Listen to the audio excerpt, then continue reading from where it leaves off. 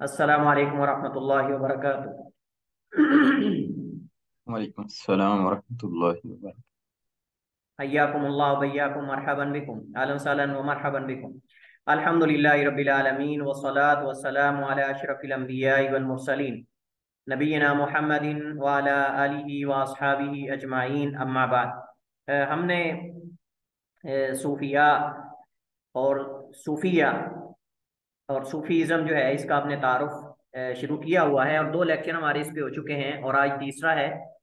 और ज़रूरत महसूस हो रही है कि एक लेक्चर इस पर और होगा और होना चाहिए। उसके बाद इंशाल्लाह हमारा अगला हफ्ता आखिरी है ना, ऐसे ही है।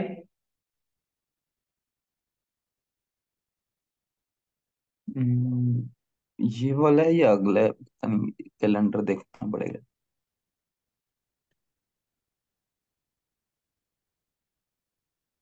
चलिए, किसी को भी नहीं पता आप में से? तो जो पेपर 30 से तो पेपर शुरू हो रहे हैं वैसे। हाँ, तो फिर अगला होगा ना, ये तो यानी इससे अगला होगा ना। ये अगला तो इसका मतलब आखिरी हफ्ता है ना। तो अगला हफ्ता तैयारी के लिए नहीं छोड़ा वो, ये भी देखना पड़ेगा। मेरे ख्याल में तो नहीं है। ये कैलेंडर में है, 26 तक क्लासेस लास्ट लिखी हुई हैं जी। हाँ, तो इसका मतलब अगला हफ्ता है हमारे पास। चलिए खैर, अ, अगले हमारे चार लेक्चर हैं। उसकी डिटेल कुछ इस तरह होगी कि पहला लेक्चर जो हमारा है वो होगा जो सूफिया के बाकी मसाइल हैं उस पर। और बाकी तीन लेक्चर जो हमारे होंगे वो जहमिया, मोतजिला, अशायरा वगैरह इनके तारुफ पर होंगे। बाकी कुछ फिरके हैं जो फिक्री यानी जदीद, आप समझ लें कि मज़ाहिब फिक्रिया भी उनको कहते हैं। मुख्तलिफ किस्म के अफकार हैं, जैसे कि रासमालिया हैं, इस तरह जो है वो कन्फ्यूजिया हैं। और इसके अलावा मुतादिद जो फिरके हैं असर हाजिर के, वो असल में अफकार हैं, वो असल में अफकार हैं, को बाकायदा वो फिरके नहीं है। बहरहाल मारूफ जो फिरके हैं उनका हम तारुफ मुकम्मल करने की इंशाल्लाह कोशिश करेंगे। तो चलिए जी, आज हमारे पास बड़ा मौजू जो है वो जो है वो गर्म है, और मौजू बड़ा दिलचस्प भी है और बहुत अफसोसनाक भी है। आप सुनेंगे तो आप हैरान होंगे कि सूफीज़्म क्या है और इसके अंदर क्या क्या चीज़ें हैं। हमारा कुछ तो बकिया मौजू बाकी था। सूफिया के तरीकों का हमने आगाज किया था कि इनके यहाँ तरीके लातादाद बेशुमार हैं, इनका कोई एदादो शुमार नहीं है। तो हमने गुज़श्ता जो लेक्चर में आखिरी तरीका पढ़ा था, पहला और आखिरी, यानी हमारा वो मौजू कल का था, और वो था तिजानिया।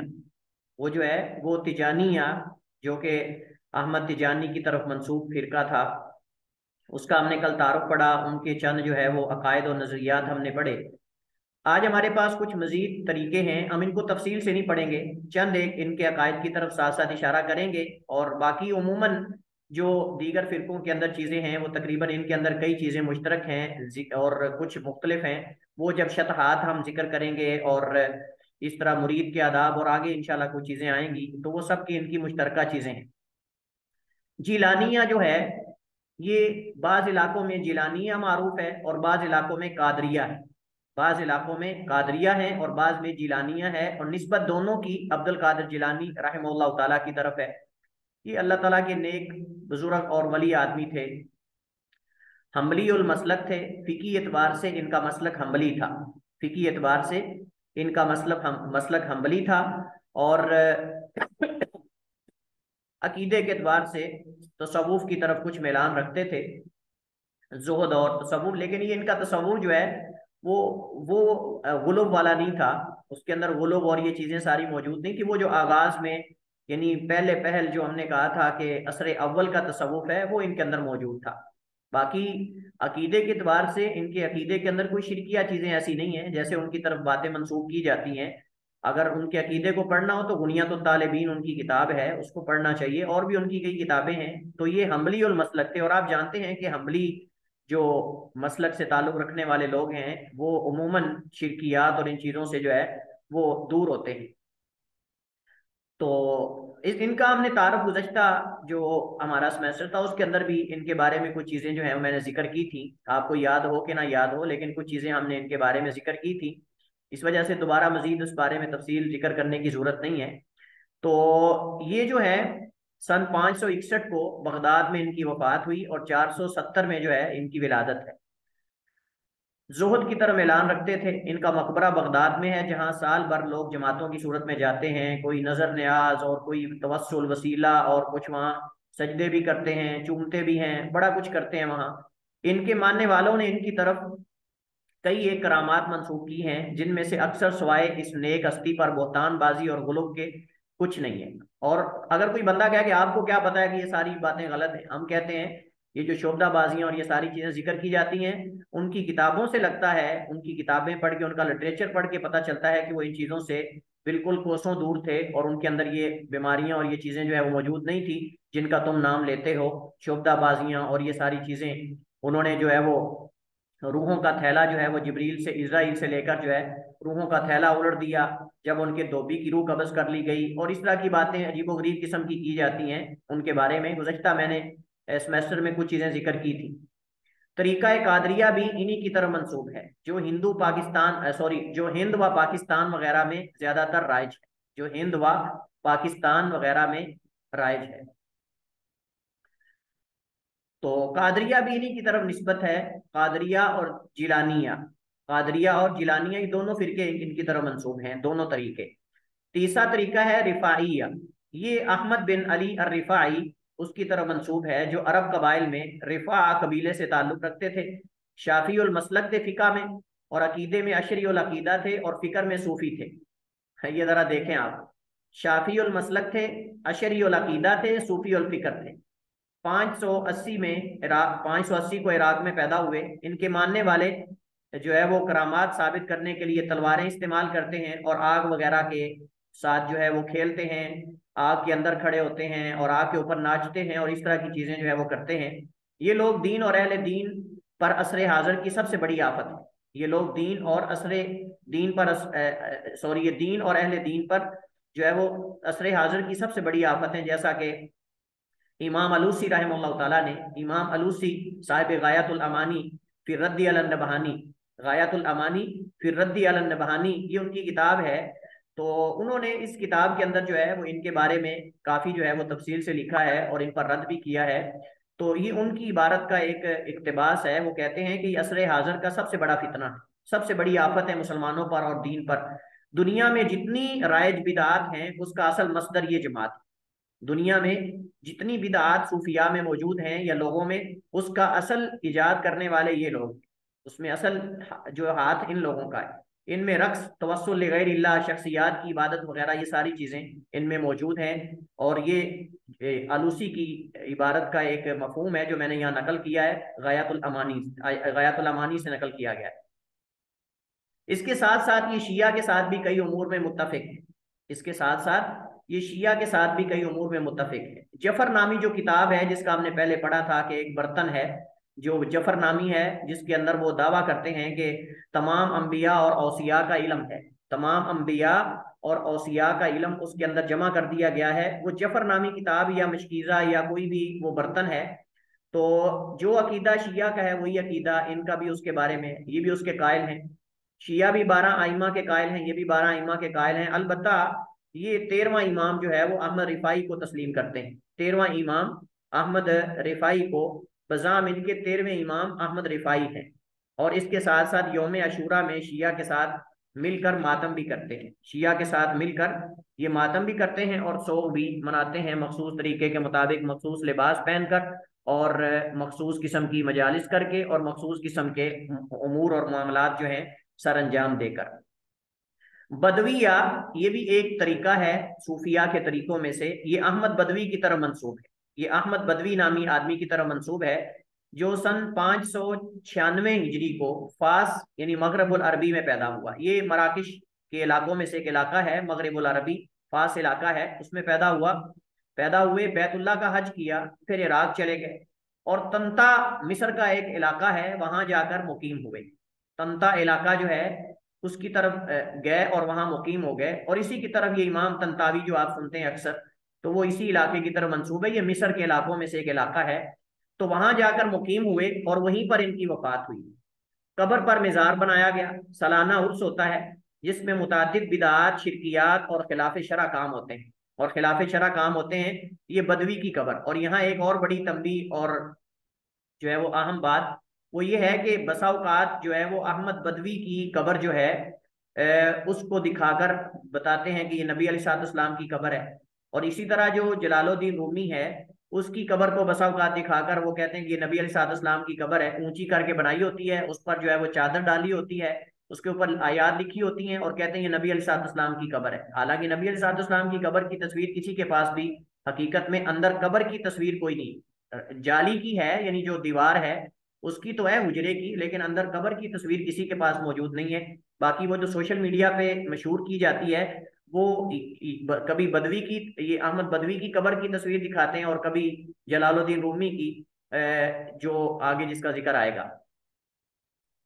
तो इसकी कब्र पर जो है ये सारे काम होते हैं। इनकी कब्र पर तबर्रुक वगैरह लेना, दुआ करना, सजदे भी होते हैं, चूम चाट भी होती है, वसीला वगैरह, ये सारी चीजें हैं।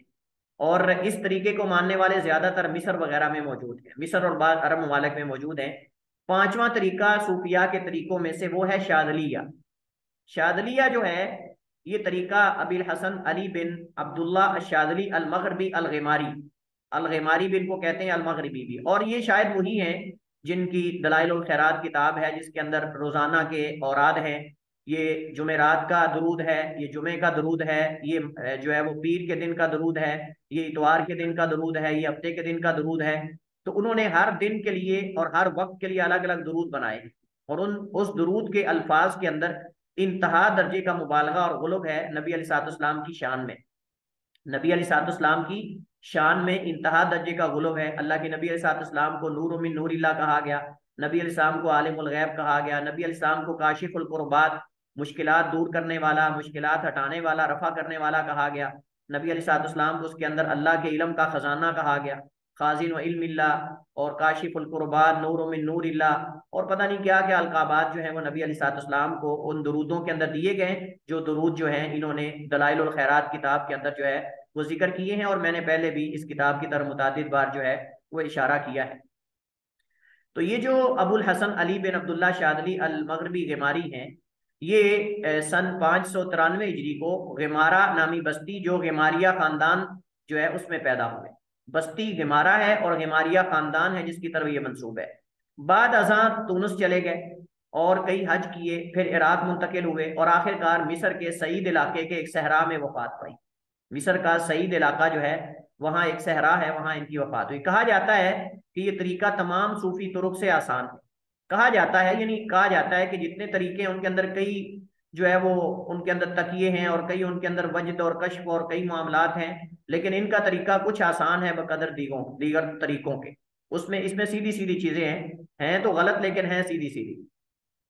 इसमें ज्यादा मुजाहदात और औराद वगैरह नहीं है, इसमें ज्यादा मुजाहदात और औराद वगैरह विरद वगैरह नहीं है।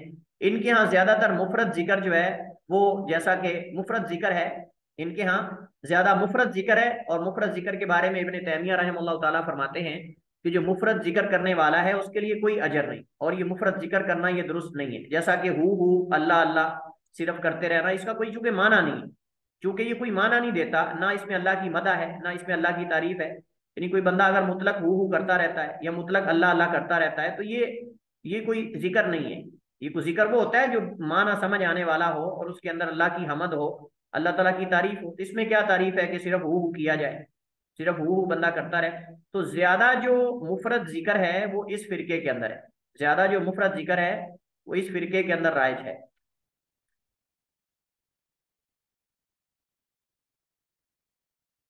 जी। तो ये हु जो है अल्लाह अल्लाह वगैरह, ये ज्यादा ये जो फिरका है इसके अंदर राइज है, यानी शादलिया। और इनके अंदर जैसे हमने कल तिजानिया के अंदर कुछ मामलात पढ़े थे, कुछ उनके अकायद और अफकार गुमराह पढ़े थे, इसके अंदर शादलिया के अंदर भी काफी सारे जो है वो मामलात ऐसे हैं जो खिलाफ शरा हैं, और कई अजीबो गरीब किस्म की चीजें हैं जिनके अंदर मैंने आपको बताया खास किस्म के चिल्ले हैं, खास किस्म के औराद हैं, और खास किस्म के दरूद हैं, जिन दरूद के अल्फाज के अंदर जो है इबारतें सारी रकीक हैं।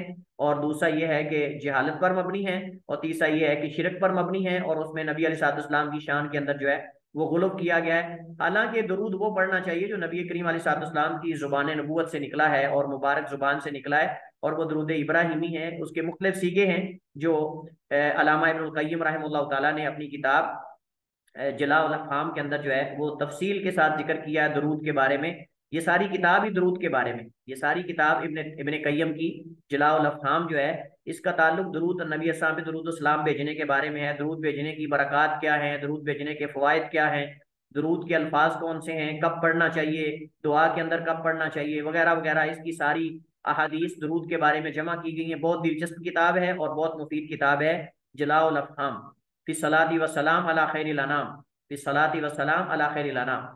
और ये जो तरीका है, यानी ये जो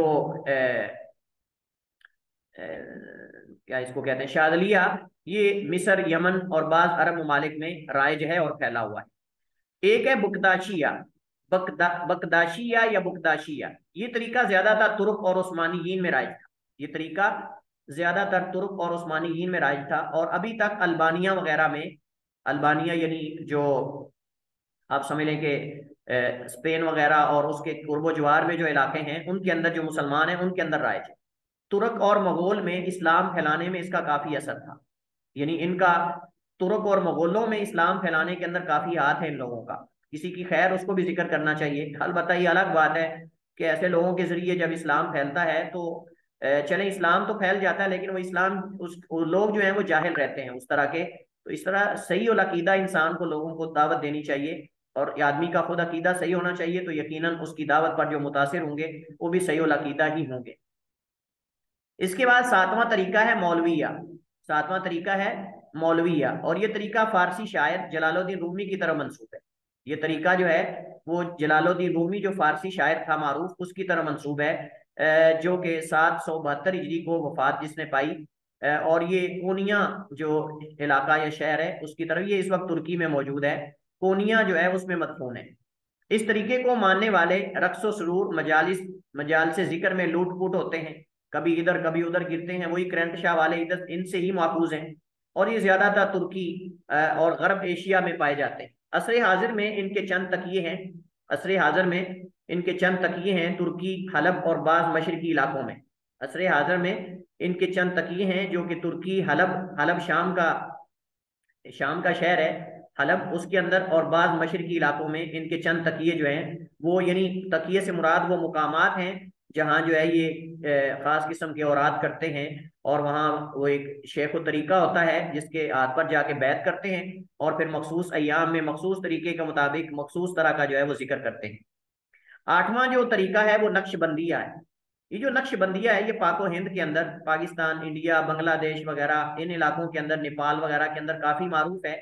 और ये बहाउद्दीन मोहम्मद बिन मोहम्मद अल बुखारी शाह नक्शबंदी इनका लकब है। शाह नक्शबंदी इनका लकब है जिसकी तरफ ये मंसूब है, जिसकी तरफ ये मंसूब है। 691 में इसकी जो है वो वफात हुई। तो ये तरीका ज्यादातर ईरान और हिंद, पाकिस्तान, दीगर पूर्वो ज्वार के ममालिक में राइज है, और ये तरीका शाजलिया के करीब करीब है। यानी जो शाजलिया का तरीका है सूफी तरीकों में से उसके ज्यादा करीब है। कुछ चीजें इनके अंदर काफी सारी जो है वो सेम और मिलती जुलती हैं। चलिए जी, इसके साथ हमारे साथ जो है वो, वैसे तो तरीके बहुत ज्यादा हैं, बहुत ज्यादा तरीके हैं, मैंने इख्तिसार के साथ चंद एक आपके सामने रखे हैं। अब हम चलते हैं सूफिया के चंद शतहात, सूफिया के चंद शतहात।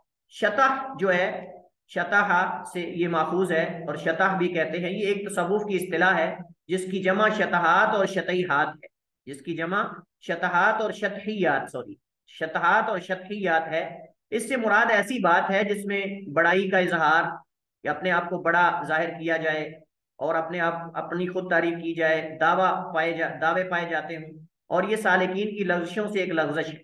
सालिकीन जो है किसी भी तरीके पर चलने वाले या उसके जो बड़े शेख होते हैं उनकी लफ्ज़िशें और उनकी जो खास किस्म की बोंगियां हैं, दूसरे लफ्जों में आप कह सकते हैं ये बोंगियां हैं।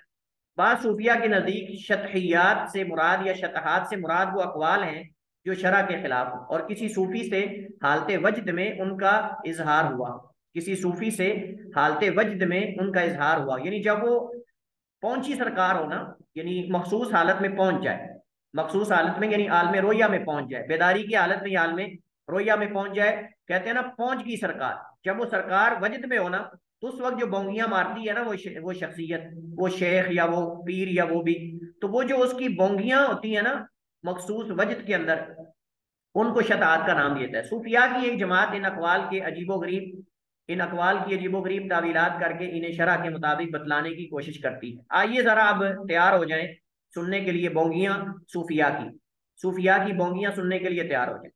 अबू यजीद बस्तामी जो है, इसका पीछे भी हमने जिक्र किया था, उसके चंद शतहात का हम जिक्र करते हैं, फिर एक दो और का एक एक जिक्र करेंगे। ये सिर्फ झलकियां हैं, मगर ना तो किताबें भरी पड़ी हैं इन बोंगियों से। आइए, इसने कहा, अल्लाह ताला ने मुझे उठाया एकदम आसमानों की तरफ और अपने सामने खड़ा किया और फरमाया कि ए अबा यजीद, बेशक मेरी मखलूक की तमन्ना है कि आपका दीदार करें। यानी अल्लाह ताला ने नाउज बिल्ला अबू यजीद बस्तामी को कहा कि मेरी मखलूक आपके दीदार के लिए तरस रही। सारी मखलूक, क्या भाई रोशनी है, क्या नूर है इसका, ये तो चांद से भी नाउज बिल्ला नबी अलैहिस्सलाम के भी दीदार से आगे कोई शख्सियत है जिसके लिए सारी मखलूक तरस रही और तड़प रही। इसने कहा कि अल्लाह ताला ने मुझे उठाया और अपने सामने खड़ा कर लिया और कहा कि ए अबा यजीद यानी बस्तामी, मेरी सारी मखलूक तेरे दीदार के लिए तड़प रही। तो मैंने कहा, ए मेरे रब, अब जरा अल्फाज सुनिए। ये मैंने उर्दू में इनको कोशिश की है कि अरबी के मुताबिक जो है वो डालने की कोशिश करूं ताकि करीब करीब आप इसके पहुंच जाएं। इसने कहा, मुझे अपनी वहदानियत से मुजयन कर दे, अपनी अनानियत का लिबास पहना दे, अपनी अहदियत तक उठा ले या उठा दे, यहां तक कि तेरी मखलूक मुझे देखे और वो कहे हमने देख लिया, हमने देख लिया। फिर तुम वो हो और मैं यहां ना हूं, फिर तुम वो हो जाओ और मैं यहां ना हूं, और मैं यहां ना हूं। इन्ना लिल्लाहि व इन्ना इलैहि राजिऊन। फिर तुम वो हो जाओ और मैं यहां ना हूं। अब अगर आप किसी सूफी से पूछ लो ना कि भाई इसका क्या माना है कि फिर तुम वो हो जाओ और मैं यहां ना हूं, तो ऐसी तावील करेगा कि आप हैरान हो जाएंगे। है बोंगी, है बोंगी, इसके अलावा कुछ नहीं। लेकिन इसके अंदर असल में हकीकत में वही जो अकीदा हमने कल बयान किया है, हुलूल और वहदतुल वजूद और वहदतुल शुहूद, ये सारे अकायद इसके अंदर मौजूद। कभी कहता है अपने आप को सुबहानी सुबहानी, सुबहानी सुबहानी, बजाय सुबहान अल्लाह कहने के सुबहानी सुबहानी, यानी अपने आप को कहता है सुबहानी सुबहानी। मेरा खैमा अर्श इलाही के सामने या उसके पास लगाया गया, मेरा खैमा अर्श इलाही के सामने या उसके पास लगाया गया। यहूद के मकबरे से गुजरा। अब सुनिए जरा, वजद के आलम में, वजद के आलम में बस्तामी साहब जो है यहूद के कब्रिस्तान से गुजरे और कहा, माजूरून माजूरून माजूरून, ये सारे बेचारे अहले उजर हैं, इनके उजर हैं, यानी माजूर लोग हैं। माजूर का माना यानी अल्लाह ताला के यहाँ मरफूल कलम है, नाउज बिल्ला। और मुसलमानों के मकबरे से गुजरा तो कहने लगा, मगरूरून मगरूरून, ये सारे तकब्बुर में हैं, ये सारे धोखे में हैं। यहूद के कब्रिस्तान से गुजर के कहता है सारे माजूर हैं, और मुसलमानों के कब्रिस्तान से गुजर के कहता है ये सारे मगरूर हैं, सारे मगरूर हैं, सारे मगरूर हैं, धोखे में है, गुरूर में। कभी कहा, मुझे एक दफा देखना नाउज बिल्ला अल्लाह ताला को 1000 दफा देखने से बेहतर है। मुझे एक दफा, ये वजद में होता है ना, वजद में यानी जब वो एक ऐसी कैफियत में पहुंच जाता है कि तब उसको वो जो आपने देखा होता है ना, वो जो ऐसे ऐसे बोंगियां मारते हैं, करंट लगता है उनको, और फिर वो ऐसे रूले की तरह चलते हैं जैसे रूला रोड पे चलता है, वो वजद होता है। असल में वजद के अंदर वो बोंगियां बड़ी मारते हैं, बहुत कुछ करते हैं, और ये हकीकत में अवाम को धोखा है, वगरना सही बात ये कि वो होश में होते हैं, वो होश में होते हैं, सही बात ये है, होशो हवास में बात कर रहे होते हैं। बहरहाल कहता है कि मुझे एक दफा देखना नाउज बिल्ला अल्लाह को 1000 दफा देखने से बेहतर है। ये तो शतहात सूफिया किताब के अंदर से ये माखूज है। शिबली के जो सूफी के शतहात हैं, कुरान पढ़ने वाला कुरान पढ़ रहा था, उन अल्लाह ताला का ये फरमान पढ़ रहा था, कालक्सा फीहा वला तुकल्लिमून, कि अल्लाह ताला फरमाएगा, या वो फरिश्ता आगे से जवाब देगा कि इसमें दूर दफा रहो और मुझसे कलाम ना करो। अल्लाह ताला फरमाएगा कि तुम जो है वो इसी जहन्नम में ही रहो और दूर दफा होते रहो और मुझसे कलाम ना करो, मतलब ये कि उनकी कलाम नहीं।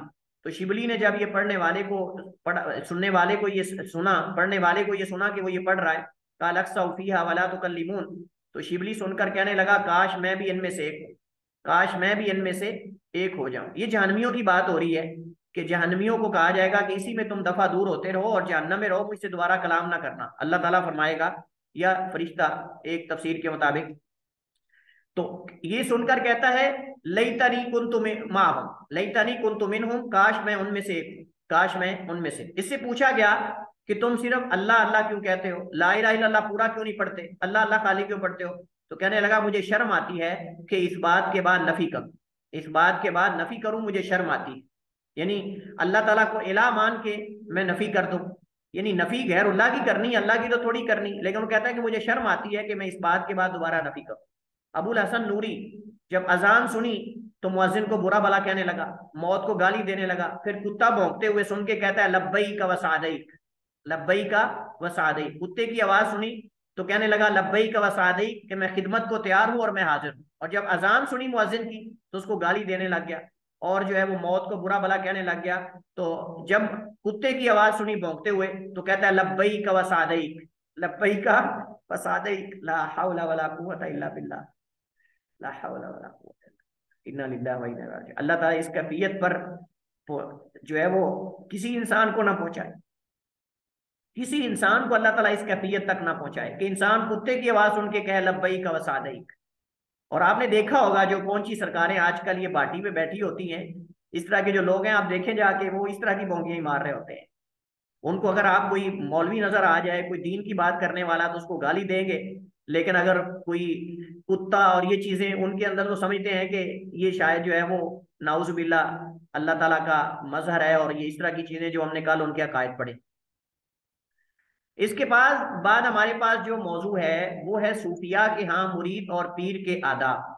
सूफिया के यहाँ मुरीद और पीर के आदाब। हकीकत में मुरीद के वो आदाब जिनका ताल्लुक पीर के साथ है, पीर के सामने कैसे रहे, पीर के साथ उसका तामुल कैसा हो, ये भी बड़े अजीब है, जरा सुनिएगा। कहते हैं कि शेख की जाहिरी बातनी हर दो एतबार से ताजीम की जाए, उसके किसी काम पर एतराज ना किया जाए, अगरचे वो काम बज़ाहिर हराम ही, अगरचे वो काम बज़ाहिर हराम ही कर रहा हो, लेकिन उस पर एतराज नहीं होना चाहिए। ज़ेन साजी कैसी की जा रही है, आप जरा अंदाजा लगाएं। ज़ेन साजी इस अंदाज में की जाए गोया कि ये हलाल को हराम और हराम को हलाल करने का रास्ता है। इस कदर राह हमवार की जाती है कि कोई बंदा एतराज ही ना कर सके, कोई बंदा शेख को पूछ ही ना सके, वो जो करता जाए, कोई हरज नहीं है। शेख खड़ा हो तो मुरीद मत बैठे, शेख की मौजूदगी में मुरीद का सोना जायज नहीं, हाँ उसकी इजाजत से सो सकता है। शेख की इजाजत के बगैर सफर ना करें, शादी और कोई भी अहम काम ना करें, शादी और कोई भी अहम काम, आप समझ गए, कोई भी काम उसकी इजाजत के बगैर ना करें। शेख के आगे और बराबर ना चले, शेख के आगे और बराबर ना चले, इल्ला ये कि रात अंधेरी हो तो उसके आगे आगे चले, ताकि किसी जरर और जो मूजी चीज है उससे उसको महफूज कर सके और उसकी हिफाजत कर सके। हाँ, रात को अगर तारीख रात है तो फिर उसके आगे चल सकता है, वगरना ये गुस्ताखी शेख को गवारा नहीं है। तो उसके आगे होके चले या उसके बराबर चले, पीछे पीछे चले उसके। हमा वक्त शेख को अपने सामने रखे, हमा वक्त शेख को अपने सामने रखे। तमाम दुनियावी और उखरवी बरकतें शेख की तरफ से समझे, तमाम दुनियावी और उखरवी बरकतें शेख की तरफ से समझे। खलवत में उसकी इजाजत के बगैर उस पर दखल दखल दाखिल ना हो। जब शेख अपने तकिए में हो और अपनी मखसूस इबादत की जगह में हो तो वहां जो है उसकी इजाजत के बगैर दाखिल ना हो। हर हाल में शेख के बारे में हुस्न जन रखे, हर हाल में शेख के बारे में हुस्न जन रखा जाए। हर हाल के अंदर शेख से कोई भी चीज और राज मख्फी ना रखे, शेख से कोई भी चीज और राज मख्फी ना रखे। सफर से आते और वापस, सफर से सफर से आते और जाते हुए,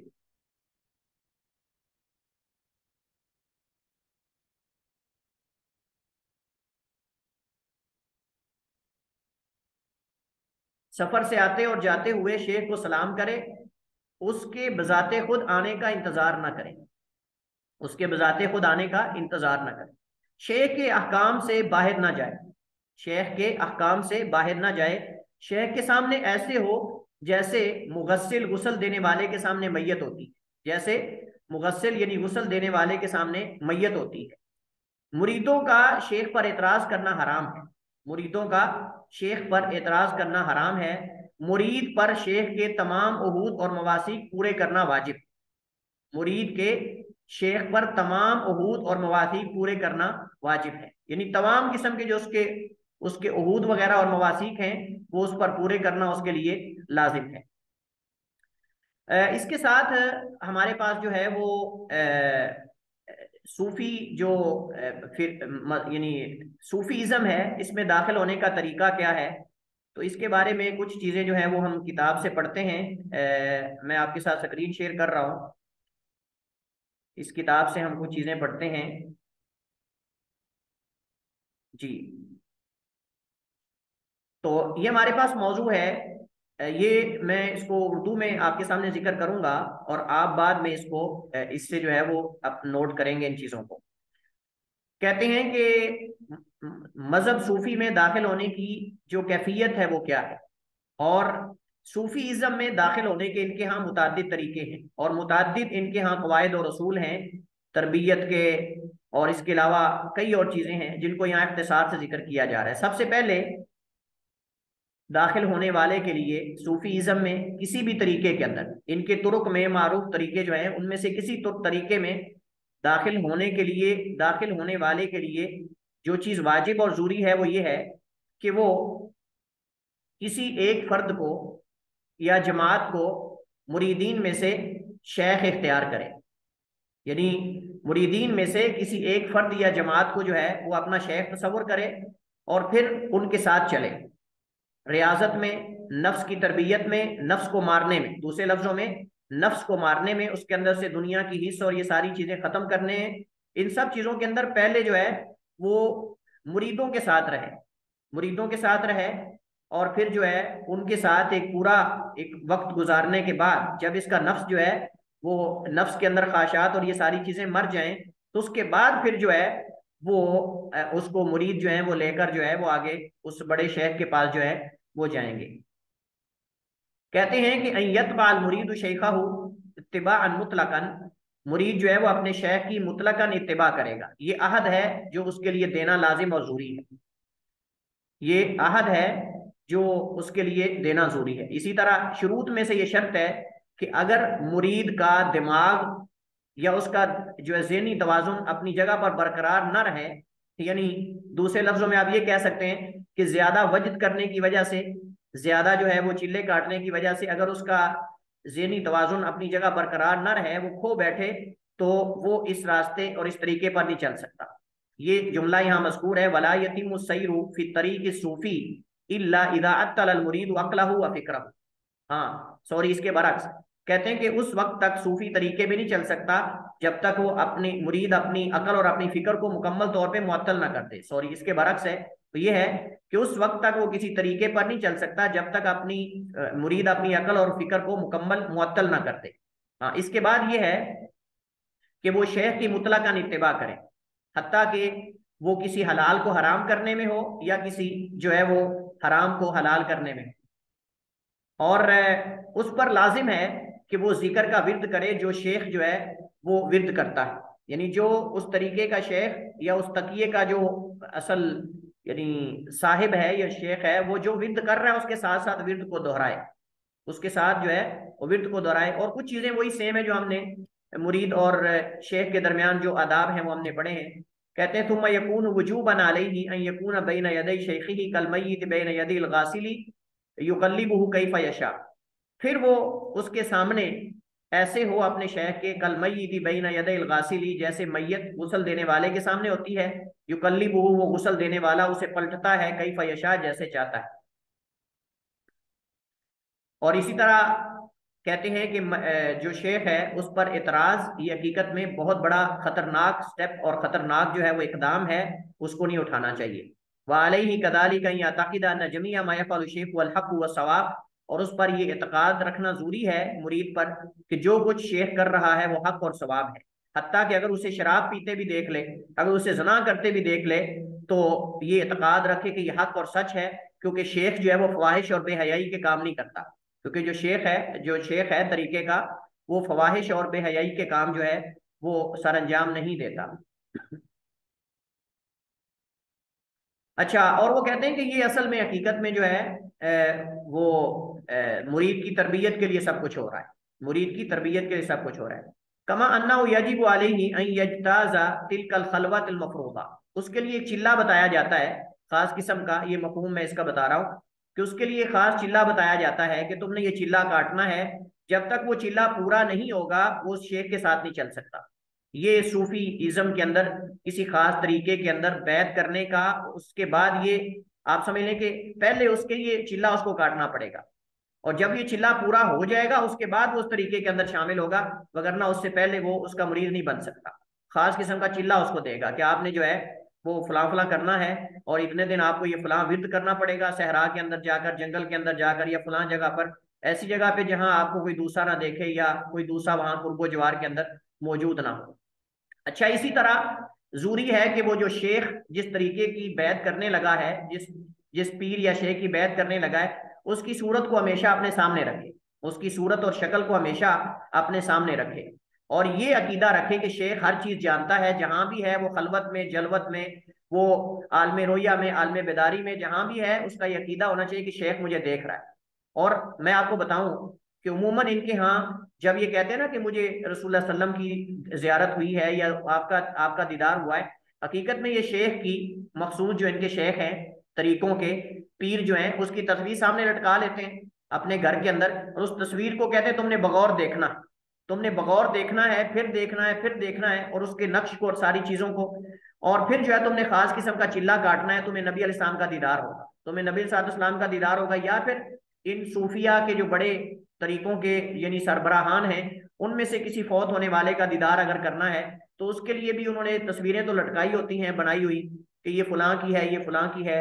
और आपने देखा होगा उसमें बाज ने आधा लिबास पहना होता है, बाज ने पूरा पहना होता है। ये हकीकत में औलिया अल्लाह ऐसे तो नहीं होते कि वो यानी आधा लिबास पहन के बैठे होते हैं और बाज का बिल्कुल भी नाम का ही बस होता है।